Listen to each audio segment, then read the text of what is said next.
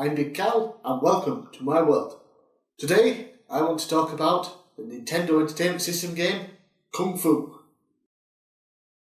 An arcade port released in 1985 on the Nintendo Entertainment System, Kung Fu sees you play as Thomas on a mission to rescue his girlfriend Sylvia from the evil Mr. X.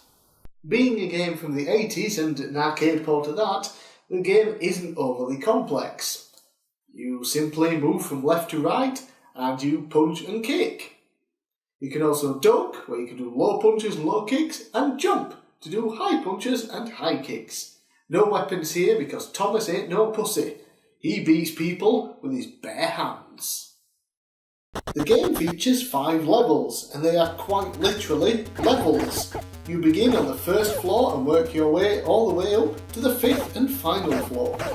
The first floor has you moving left, beating off Mr. X's goons who want to hook you to death for some strange reason, as well as the occasional knife thrower. Once you get to the end of the stage, you are met with a boss who can fuck you up if you let him hit you. Floor 1's boss will try and beat you with a stick, so just make sure to avoid his shots and then go in for the kill. The second floor increases the difficulty with jars falling from the ceiling containing snakes, which cannot be killed, so you either need to hit the jars as they fall, or just jump over the snakes when they escape.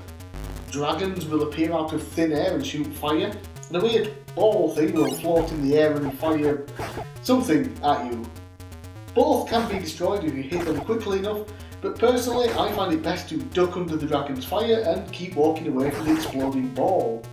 We are also introduced to midgets as another enemy on this floor, who can only be attacked while ducking. Watch out though, some of these midgets can somersault and hit you on the head. Floor 2's boss is pretty easy, as all they can do is throw a boomerang. Duck or jump over it, hit him a few times, dodge the boomerang on its way back if needed, and land some more blows until he's done. Floor 3 is easy as hell in my opinion. No avoiding jars and snakes and dragons etc, just regular enemies, albeit more than the previous levels. The boss, however, can really give you problems. When I was a kid, me and my brother would refer to him as Frank Bruno, because he was a big black guy who would punch us to death. Not only can he punch though, he can kick, and it won't take many hits to knock you out. Back away, let him take his shots and then hit and run. Staying to try and get multiple shots in him will likely result in you losing a chunk of your health or losing a life. Floor 4 is a mixed bag of difficult and easy, especially the first time you play it. Now, from holes in the wall, dragonflies will attack you from different heights. These can drain your health very fast if you don't know what you're doing. When you do know, it is honestly the easiest section of the game. I'll let you figure it out though. Halfway through floor 4, the dragonflies will leave and you get more regular enemies, knife throwers and midgets. Easy. And then we have the boss. He's a mage or a magician or whatever name you want to give him. Fireballs are his main deal, as well as throwing out more dragonflies. Punch or kick his head and it will fly off. However, this doesn't cause him any damage, so only low punches will hurt him here. While recording game footage for this review and trying to complete the game, I probably lost around 10 lives just to this guy before I figured out how to damage him. The 5th and final level, to my slight disappointment, doesn't really throw everything at you. I was expecting the jars with snakes, the dragons, the exploding balls, the dragonflies, and then all the other enemies. Instead, just regular enemies, knife throwers and midgets. However, you can get overwhelmed with the amount of enemies coming at you from both sides. The real difficulty on this floor though is the boss, good old Mr. X. He's a martial arts master who will block and dodge most of your shots and kick your ass if you don't take your time. I barely managed to beat him, but for the second time ever in my life, I was able to just for this video. With Mr. X defeated, you save Sylvia and then the game starts over.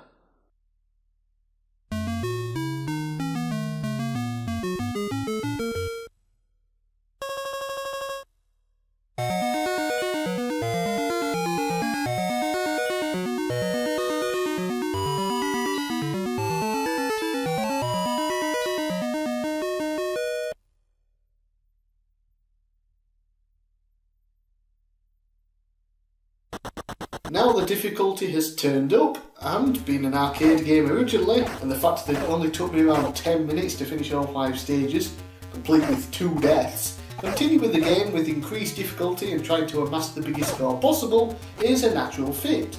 The furthest I've gone in the whole 2 times I've made it this far is up to Mr. X for a 2nd time, but lost all my lives and couldn't complete it for a 2nd time. However, being such a fun game, I definitely see myself playing this again in the future and trying my best to beat Mr. X as many times as possible in a row. Getting as many points as possible can help with this, as 50,000 points will get you an extra life. Then after that I assume you can get more, but I've passed 120,000 points with no extra life, so I'm not entirely sure how many points you need for another one. If you stick to punches, you will earn more points than kicks, and you should gain an extra life at some point on the 3rd floor during your first playthrough. And that's about it for Kung Fu on the NES. Graphically, it is of course a downgrade from the arcade, but for an 8-bit console, I think it looks great, and I think it still holds up rather well today.